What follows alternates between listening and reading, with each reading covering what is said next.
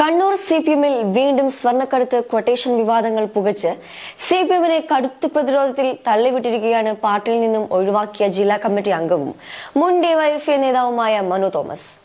അർജുൻ ആയങ്കി, ആകാശ് തില്ലങ്കേരി തുടങ്ങിയ സ്വർണ്ണക്കടത്തുകാരുടെ രക്ഷകർ സിപിഎമ്മിലെ ചില ഉന്നത നേതാക്കളാണെന്നായിരുന്നു മനു തോമസിന്റെ ആരോപണം.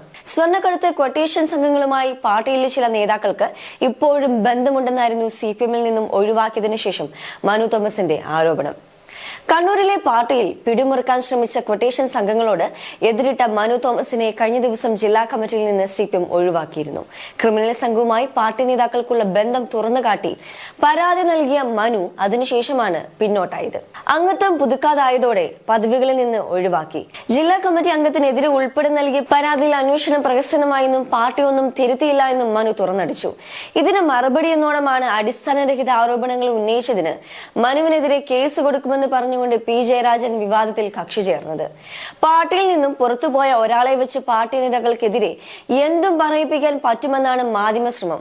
തന്റെ 20-ലേറെ വർഷക്കാലത്തെ രാഷ്ട്രീയ ജീവിതത്തിൽ വിലപ്പെട്ടതെന്ന് കരുതിയ പ്രസ്ഥാനത്തെ കരിവാരി തേക്കാതിരിക്കാൻ അദ്ദേഹം ഇനിയെങ്കിലും ശ്രമിക്കുമെന്ന് പ്രതീക്ഷിക്കുന്നുവെന്നുമാണ് ജയരാജൻ ഫേസ്ബുക്കിൽ കുറിച്ചത്. ഈ പോസ്റ്റ് ഇട്ടതിനു ശേഷം പി ജയരാജന്റെ മകനെതിരെയും രൂക്ഷാരോപണങ്ങൾ ഉന്നയിച്ചാണ് മനു രംഗത്ത് വന്നത്.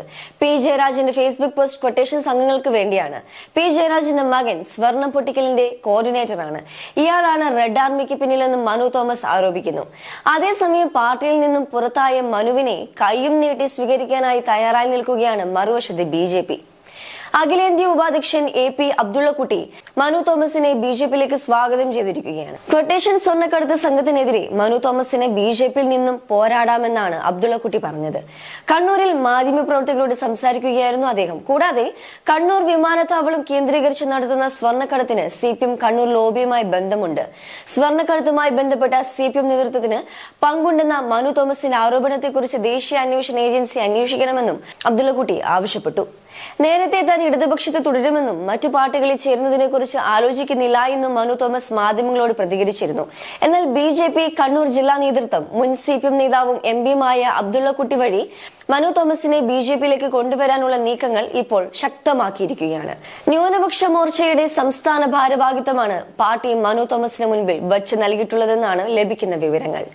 അതേസമയം മനു തോമസിന്റെ ആരോപണത്തിൽ അന്വേഷണം നടത്തണമെന്ന ആവശ്യവുമായി ബിജെപി ജില്ലാ പ്രസിഡന്റ് എൻ ഹരിദാസും ഇതിനു പിന്നാലെ രംഗത്തെത്തി ആരോപണങ്ങൾക്ക് ആക്കവും കൂട്ടി. മനു തോമസ് പാർട്ടിക്ക് നൽകിയ പരാതിയിൽ പോലീസ് സ്വമേധയാ കേസെടുത്ത് അന്വേഷണം നടത്തണം. കത്തിൽ സിപിഎം നേതാക്കളുടെ പേരടക്കം ഉൾപ്പെട്ട സാഹചര്യം അതീവ ഗൗരവമുള്ളതാണ്. കത്തിൽ പരാമർശിച്ച വ്യക്തിയെ യുവജന കമ്മീഷൻ ചെയർമാനാക്കുകയാണ് എം.വി. ജയരാജൻ ചെയ്തത്. ഇത്തരം മാഫിയ സംഘങ്ങളെ നിയമത്തിന് വിടാതെ സംരക്ഷിക്കുന്ന നിലപാടാണ് സിപിഎം കൈക്കൊള്ളുന്നതെന്നും സിപിഎം ഓഫീസാണ് ഗുണ്ടാ സംഘത്തിന്റെ പ്രഭവ കേന്ദ്രമെന്നും എൻ ഹരിദാസ് ആരോപിച്ചു. എതിരാളികളെ വകവരുത്തുവാൻ ക്വട്ടേഷൻ സംഘങ്ങളെ ഉപയോഗിച്ചതിനാലാണ് ഈ സംഘത്തിന് സിപിഎം സംരക്ഷണം നൽകുന്നതെന്നും ഹരിദാസ് പറഞ്ഞു. ഇതിനൊക്കെ പുറമെ പാർട്ടിയെ വീണ്ടും വെട്ടിലാക്കിക്കൊണ്ട് മനു തോമസിനെതിരെ ഭീഷണിയുമായി ഷുഹൈബ് വധക്കേസ് പ്രതി ആകാശ് തില്ലങ്കേരിയുടെ ഫേസ്ബുക്ക് കമന്റ് വിവാദമായി മാറി. ഡിവൈഎഫ്ഐ ജില്ലാ ട്രഷറർ കെ.ജി. ദിലീപിന്റെ പഴയ FB പോസ്റ്റിന് താഴെയാണ് ആകാശ് കമന്റ് ചെയ്തത്. എന്തും വിളിച്ചു പറയാൻ പറ്റില്ലെന്ന് മനുവിനെ ബോധ്യപ്പെടുത്താൻ കണ്ണൂരിലെ സംഘടനയ്ക്ക് വലിയ സമയം വേണ്ട എന്ന് ഓർത്താൽ നല്ലത്. കൂടെയുള്ളവർക്കും മാധ്യമങ്ങൾക്കും സംരക്ഷിക്കാൻ കഴിഞ്ഞെന്ന് വരില്ല എന്നായിരുന്നു കമന്റ്. പിന്നീട് കെ.ജി. ദിലീപ് തന്നെ പോസ്റ്റ് നീക്കം ചെയ്തു. അതേസമയം പാർട്ടിയെയും നേതാക്കളെയും ഇല്ലാക്കഥ പറഞ്ഞ് പരസ്യമായി അപമാനിക്കാൻ നിൽക്കരുതെന്ന് പറഞ്ഞ് റെഡ് ആർമി പേജും രംഗത്ത് വന്നു. അതേസമയം ആകാശ് തില്ലങ്കേരിയുടെ ഭീഷണിക്ക് മറുപടിയുമായി മനു തോമസ് ഫേസ്ബുക്കിൽ തന്നെ തിരിച്ചടിക്കുകയും ചെയ്തു.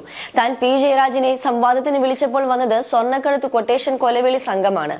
തന്നെ ഭീഷണിപ്പെടുത്താൻ ഇവരെ ചുമതലപ്പെടുത്തിയോ എന്ന് സിപിഎം വ്യക്തമാക്കണം.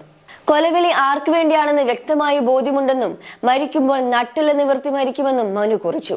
ഒഞ്ചിയത്തും എടയന്നൂരും നടന്നത് വിപ്ലവമല്ല, വൈകൃതമെന്നും ടി.പി. ഷുഹൈബ് വധക്കേസുകൾ ഓർമ്മിപ്പിച്ചുകൊണ്ട് മനു തോമസ് കൂട്ടിച്ചേർത്തു. മനു തോമസും പി ജയരാജനും തമ്മിൽ പോര് അങ്ങനെ ശക്തമാവുകയാണ്. മനു തോമസ് ആരെയാണ് കബളിപ്പിക്കാൻ ശ്രമിക്കുന്നതെന്നും തെറ്റായ ആരോപണങ്ങൾക്ക് കൂട്ടുനിൽക്കാൻ പാർട്ടിയെ കിട്ടില്ല എന്നും ജയരാജൻ ഫേസ്ബുക്കിൽ എഴുതിയതിനു പിന്നാലെ ജയരാജനെ വെല്ലുവിളിച്ച് മനുവും ഫേസ്ബുക്ക് പോസ്റ്റുമായി. ലോക്സഭാ തെരഞ്ഞെടുപ്പിൽ പോലും പാർട്ടിക്ക് വേണ്ടി പ്രവർത്തിക്കാത്തയാൾ സ്വർണ്ണക്കടത്ത് ക്വട്ടേഷൻ സംഘത്തിനെതിരെ പോരാടുകയായിരുന്നു എന്ന അവകാശവാദം ആരെ കബളിപ്പിക്കാനാണെന്നായിരുന്നു പി ജയരാജൻ ചോദിച്ചത്. മാധ്യമങ്ങളിലൂടെ തനിക്കെതിരെ പറയുന്നതിന് നിയമ നടപടി സ്വീകരിക്കുമെന്നും ജയരാജൻ ജയരാജൻ പറഞ്ഞു. പാർട്ടിക്കെതിരെ എന്തെല്ലാം പറയിപ്പിക്കാമെന്നാണ് മാധ്യമ ശ്രമമെന്നും വിമർശനം. ഈ പോസ്റ്റിന് മറുപടിയായാണ് മനു തോമസ് എത്തിയത്. പാർട്ടിയിൽ ഗ്രൂപ്പ് ഉണ്ടാക്കാൻ നോക്കിയത് ജയരാജനാണെന്നും ക്വാറി മുതലാളിമാർക്ക് വേണ്ടി മലയോരത്ത് ഏരിയ സെക്രട്ടറിയെ സൃഷ്ടിച്ചെന്നും ആരോപണം ഉന്നയിച്ചു.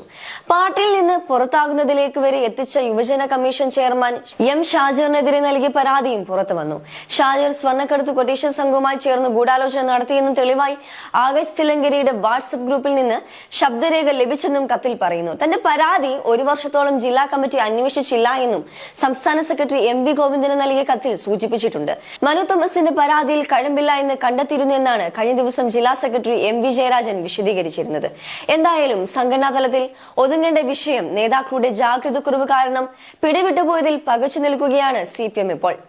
ആരോപണം ഉന്നയിച്ച നേതാവിനെ വെള്ളപൂശാനാണ് ജയരാജന്റെ ശ്രമമെന്ന് കരുതിയാണ് മനുവിന്റെ ഇടപെടലുകളെല്ലാം. ജില്ലാ കമ്മിറ്റി വ്യക്തത വരുത്തിയ കാര്യങ്ങൾ മറ്റൊരു തരത്തിൽ സംസ്ഥാന സമിതി അംഗം വിശദീകരിച്ചതാണ് വിവാദം ചൂടുപിടിക്കാൻ കാരണമെന്നാണ് വിലയിരുത്തൽ. കൊട്ടേഷൻ സംഘത്തെ വെള്ളപൂശാനാണ് P ജയരാജന്റെ നീക്കമെന്ന തോന്നൽ ഉണ്ടായാൽ അത്തരം സംഘങ്ങൾക്കെതിരെ മനു ഉന്നയിച്ച ആരോപണങ്ങൾ ശരിയാണെന്ന തരത്തിൽ ചിത്രീകരിക്കപ്പെടുമെന്നതാണ് നേതൃത്വത്തെ ആശങ്കപ്പെടുത്തുന്നത്.